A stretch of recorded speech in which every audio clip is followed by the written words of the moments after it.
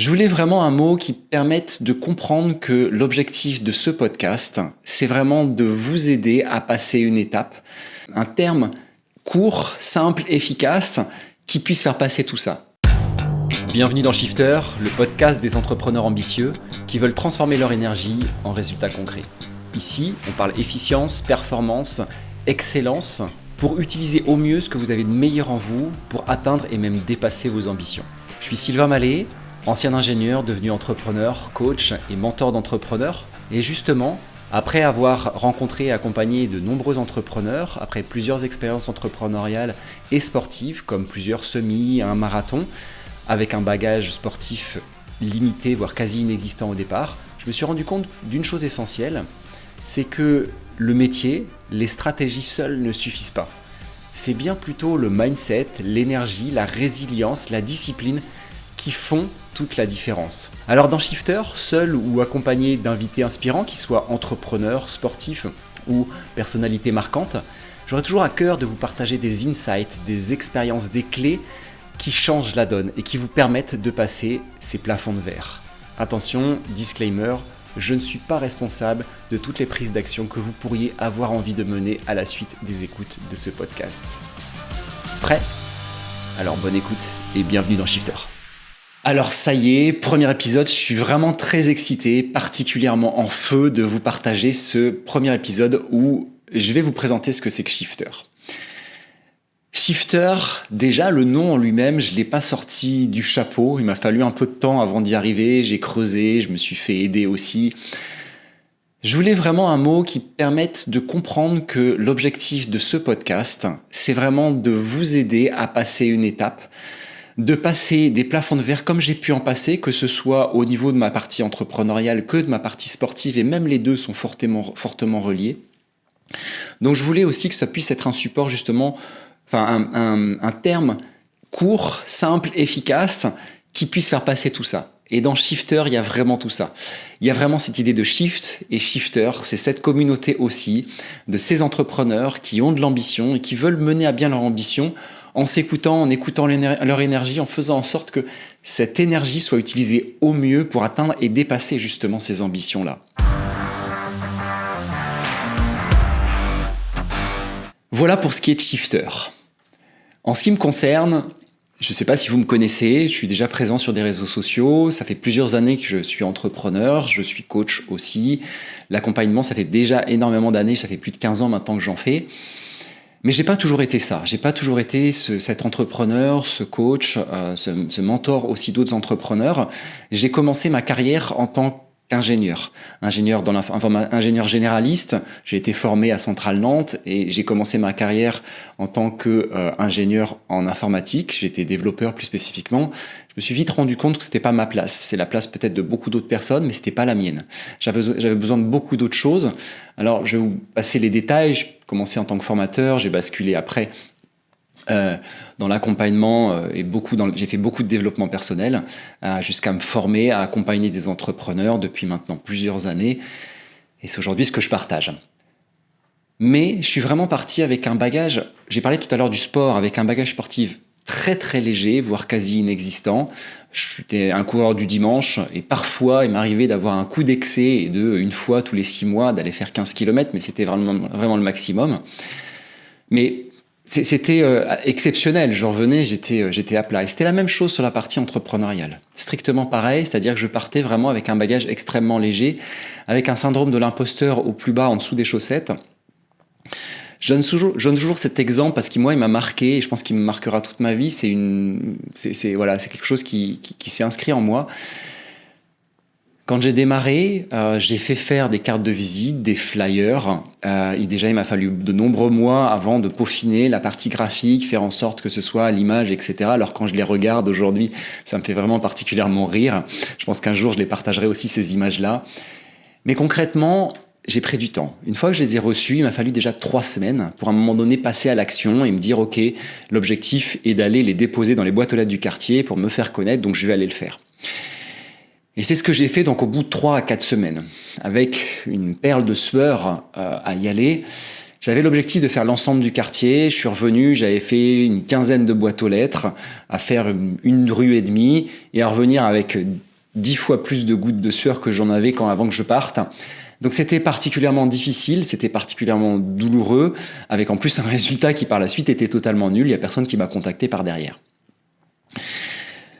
Je suis vraiment parti avec ça. C'était extrêmement compliqué pour moi de parler, c'était extrêmement compliqué pour moi de parler de mon activité, de même de parler de moi, et pourtant je parlais effectivement de faire de l'accompagnement, etc. Donc j'avais un syndrome de l'imposteur qui était gros comme ça, dû à plein de raisons, hein, notamment pour le fait que je démarrais aussi mon activité, mais j'avais quand même une envie, il y avait quelque chose, il y avait une flamme à l'intérieur, même si elle était toute petite, j'avais vraiment envie de pouvoir avancer avec ça. Et de fil en aiguille, j'en suis arrivé là où j'en suis aujourd'hui, mais j'ai passé de nombreuses étapes. Alors il y a des étapes qui sont parfois légères, on se dira ok, allez déposer des flyers dans une boîte aux lettres pour vous qui êtes peut-être entrepreneur aujourd'hui. C'est peut-être effectivement une évidence, en tout cas quelque chose de facile à faire. Peut-être que vous n'avez pas à le faire, mais peut-être que ça serait facile à faire pour vous. Aujourd'hui, il n'y a plus de problème pour moi, bien sûr, à le faire.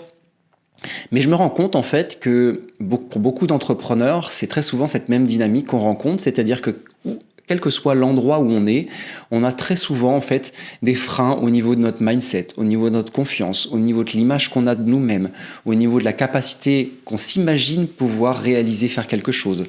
Au niveau de cette discipline, de se dire en fait je vais pas passer 3 mois à faire ceci, ça fait 10 ans que j'y pense, va peut-être falloir que je m'y mette, ça fait 3 semaines que j'ai ça, et bien c'est dans les bacs, va falloir que je le fasse.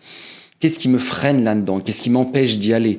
Profondément, c'est quoi qui me freine? Moi, à l'époque, je vous en ai parlé, ce qui me freinait, c'était clairement l'incapacité, l'image que j'avais de moi d'être incapable de réellement pouvoir accompagner et aider des personnes. Pourtant, c'était ce que je voulais faire. Peu importe la raison pour laquelle on le fait ou surtout on ne le fait pas, il y a toujours une bonne raison et c'est ce qu'on va appeler de la procrastination derrière. Et le sujet de Shifter, c'est justement d'aller creuser derrière ces sujets-là pour voir ce qu'il y a derrière, mais au-delà de savoir pourquoi, c'est surtout qu'est-ce que je peux faire concrètement, quelles clés je peux avoir, comment je peux me sortir de ça, quel changement de point de vue je peux prendre pour justement me permettre d'avancer. Et puis sportivement, ça a aussi beaucoup changé parce que le gars qui allait courir une fois l'an son 15 km et qui sur le reste allait une fois toutes les 2 ou 3 semaines aller courir 1 ou 2 km, c'était déjà pas mal. Aujourd'hui, il a couru plusieurs semis, il a aussi couru un marathon, c'était l'année dernière en avril, celui de Nantes en l'occurrence, où il y avait énormément de challenges pour lui, mais il a effectivement réussi à arriver à courir ce marathon. Et c'était quelque chose d'assez ambitieux aujourd'hui. Il y a d'autres ambitions justement aujourd'hui pour moi au niveau sportif, et bien sûr aussi au niveau entrepreneurial, mais ça m'a vraiment forgé aussi sur un mindset à construire, parce qu'on ne va pas courir un marathon de la même manière qu'on va courir un semi, ou de la même manière qu'on va courir une fois, 2 fois ou même 3 fois par semaine. Ça demande justement de cette discipline, et c'est cette discipline aussi dont je voudrais parler à l'intérieur de Shifter, parce que pour moi, elle est essentielle à l'intérieur d'une vie d'entrepreneur.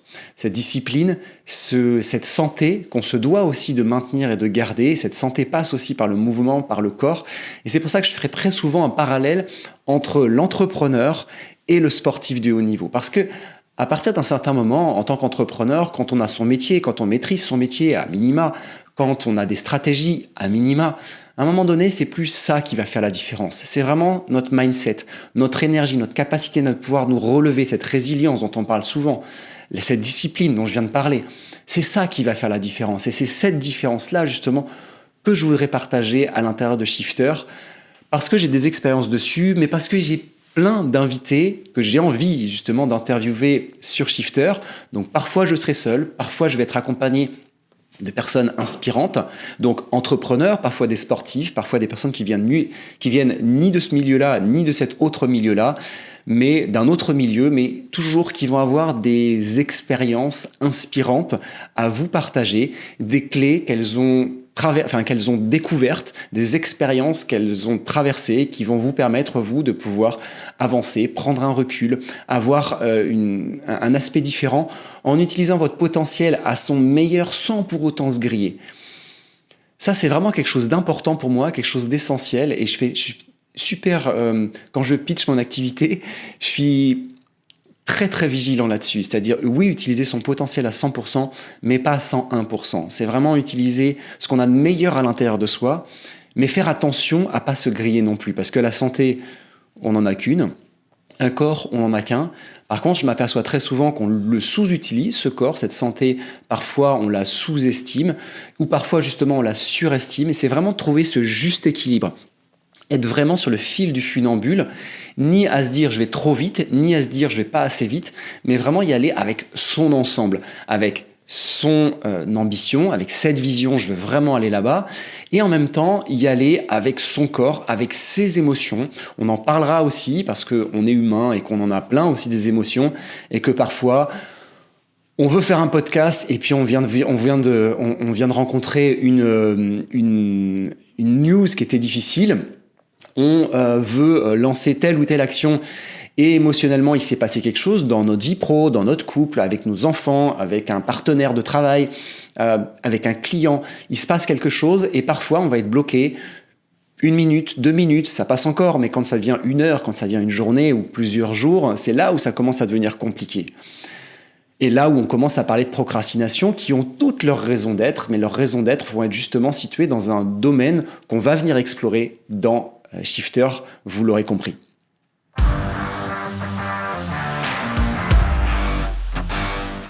Donc dans Shifter, rendez-vous mensuel, je vais vraiment aborder des questions de focus, d'organisation, de discipline, j'en ai parlé, de mindset, de procrastination.